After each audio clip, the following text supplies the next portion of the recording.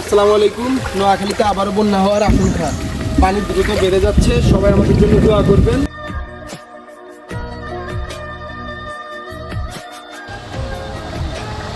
দেখেন, এই হলো পানির পরিস্থিতি।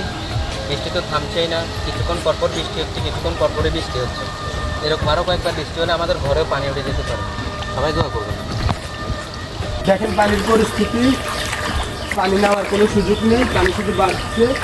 আর এই কিছুক্ষণ বৃষ্টি হলে আমাদের ঘর বাড়িতেও পানি উঠে যাবে।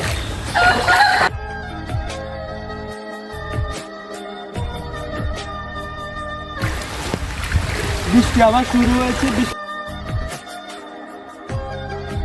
পর শুধু বৃষ্টি হচ্ছে।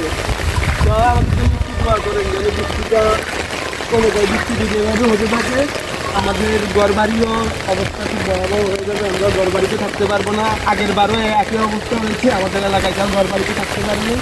সবাই ঘরবাড়ি ছেড়ে অন্য জায়গায় নিয়ে আশ্রয়কেন্দ্রে আশ্রয় নিতে হয়েছে। তো দোয়া করেন।